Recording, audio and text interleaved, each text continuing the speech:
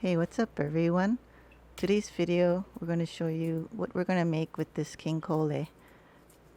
We also have another fish which we will use later, but we'll show you how we're going to fillet this fish. We're cutting along the fin lines all the way down to the tail. Cut across the tail, and then we rinse our knife just to keep it clean.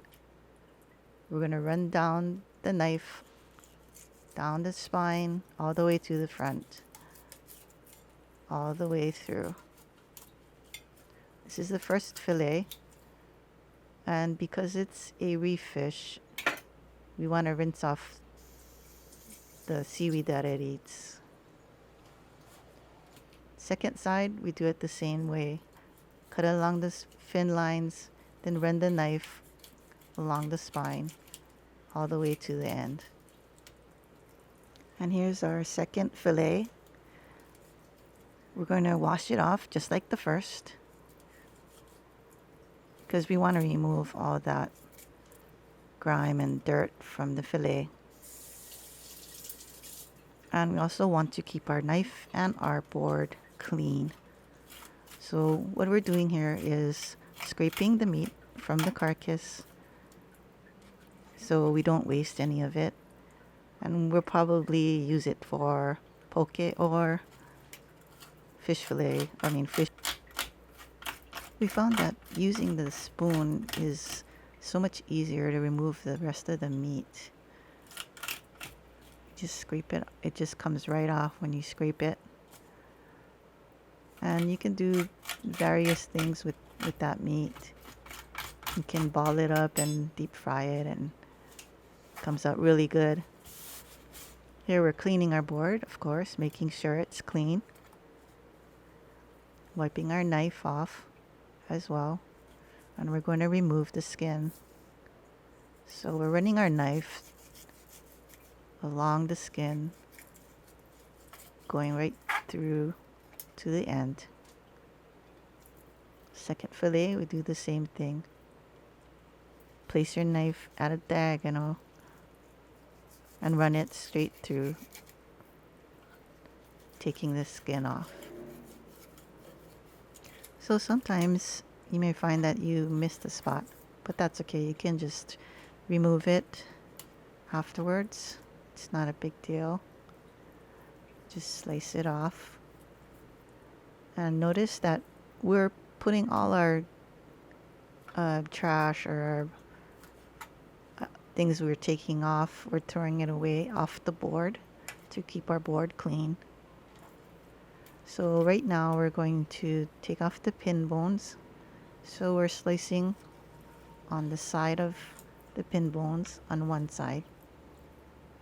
And then the second fillet, we do the same thing. Cut down one side of the pin bones. Put the fillet in the plate after you're done. Here we're cutting off the rest of the rib cage from the fillet. And just remove that as well. Now we're going to make some sauce for part of the fillets. We're mixing just the salmon sauce, putting the fillets in it to just soak for a while to infuse the flavor. You can use any sauce actually, sauce of your choice, shoyu, ponzu, whatever you prefer. Now this part of the fillets, we're going to sprinkle a generous amount of Hawaiian salt on and put it in the refrigerator to sit for a while. Make sure it doesn't dry out. And this is a generous amount of Hawaiian salt. And we're going to put a paper towel over the fillets to keep it from drying out too much.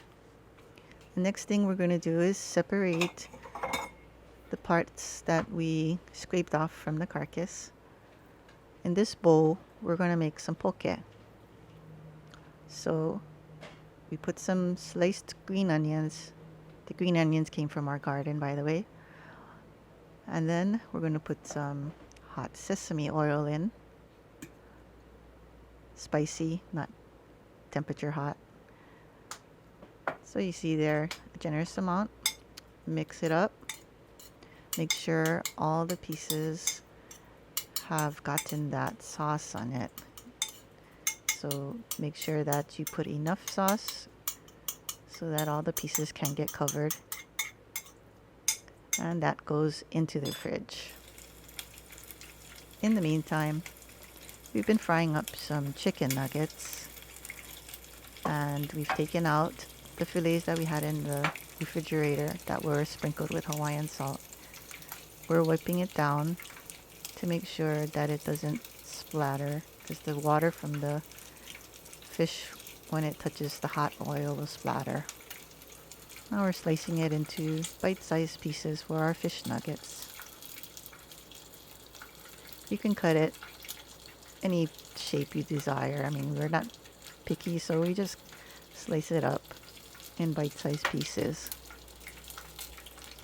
What we usually do when we make nuggets is to make a batter using tempura batter, or you could use cornstarch and water. Just mix it up and find the right consistency, not too lumpy. And then we also use panko, which is Japanese breadcrumbs. You could use regular breadcrumbs if you desire, whatever you want. So we season the batter, but you could also season the panko. And we dip the nuggets into the batter and then into the panko. And this time we're going to add some green onions to the mix, just for added flavor. Before we put our fish nuggets in, we have to remove our chicken nuggets. So taking it out, that's a bone for the chicken that we are also frying. And then here we're just adding our green onions and making sure that we have enough for each piece. Roll it around in the panko, make sure we are coating it, and every piece has some green onions, and make sure that they have the panko on it. And we just drop it into the hot oil, let it sit for a bit until they get a little bit browned, and you can tell when they get brown. So you just toss it in there and leave it until they're ready to flip over. After we put in the last few pieces, you can see that our chicken bone is still in there. It takes a longer time to cook than the fish nuggets. And if we look closely, you can see some pieces on the cutting board that we have there. You see that we saved those for later. So now we're flipping it over, and it doesn't have to be cooked very long to keep its freshness and so it doesn't get chewy. So now we're gonna take them out and place them on the napkin to dry out the oil. So they're next to our chicken nuggets, which we will have both chicken nuggets and fish nuggets tonight. So like I said before, try to keep your cutting board, your surface, and your utensils clean. What we're doing when we do nuggets is we're wiping our chopsticks off every time we insert it into the batter or into the oil. So next what we're going to do is we're going to make some sushi, or it's called nigiri, when you put seafood or sashimi, anything seafood, on top of the rice. And we're using some rice vinegar. Going to mix it in to the rice. Make sure all the greens are coated with the rice vinegar. As with any seasoning that you add, make sure you taste it and see whether it's enough for your taste. We're also going to add some salmon sauce just to add a bit more flavor to the rice. So again, make sure you stir it up, make sure the grains are all covered, and taste it to make sure that you are satisfied with what the flavor is. You could actually make musubi with this rice instead of sushi, but here we're gonna make some sushi. Just trying to get organized here and clean up a little bit before we start our process. And we're gonna use our sushi board, which we made, and get organized so we're efficient in making our sushi. So what we're going to use is we're going to use the fish that we were soaking in the salmon sauce. So we take it out, and what we're going to do is we're going to dry it off with a paper towel so that it doesn't make the rice soggy when you put it on the rice.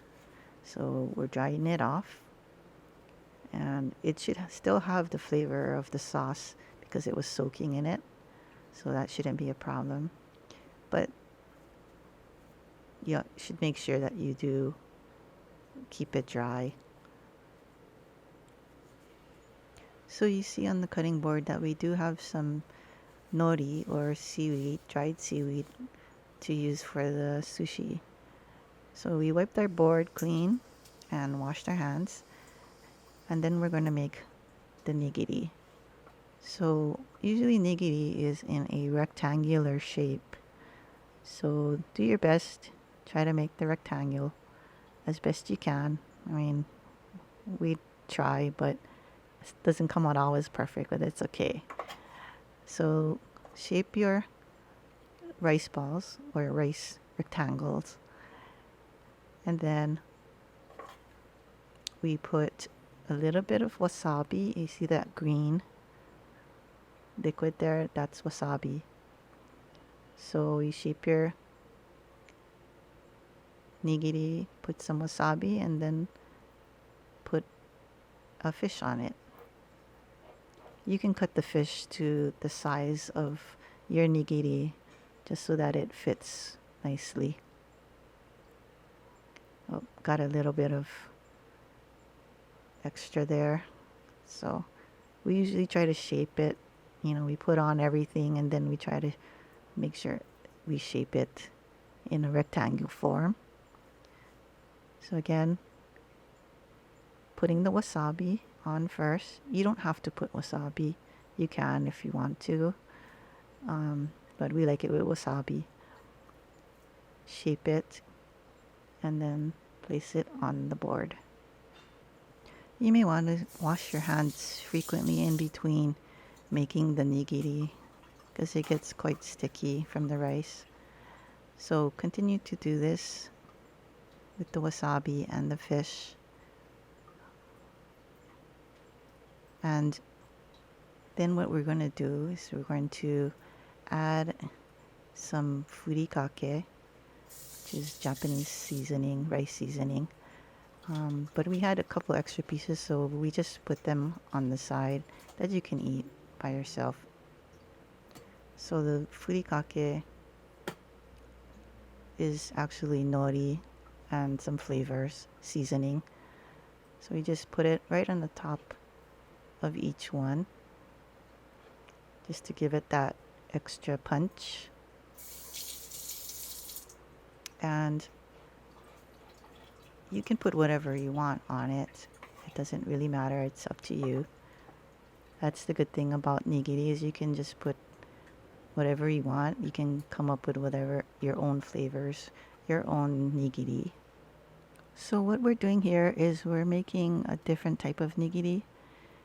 We're using the rice, shape it. We put the wasabi on top of the rice already. And then we're wrapping the nori around the rice. And we're going to use the poke we made earlier. So you put the poke on the top of it. Make sure there's a sufficient amount. And again, we're going to make another one. So you get your rice, you shape it into your rectangle, and then you put the poke on the top and wrap it with your nori. So here we have it. We have the poke one and the regular nigiri, and also just the fish by itself. And also, I told you earlier that we had a special use for the crumbles that we saved when we were doing the fish nuggets. So we put a little bit of furikake on, and now we're putting the crumbles just for a little crunch. I hope you enjoyed our video. Stay safe and aloha.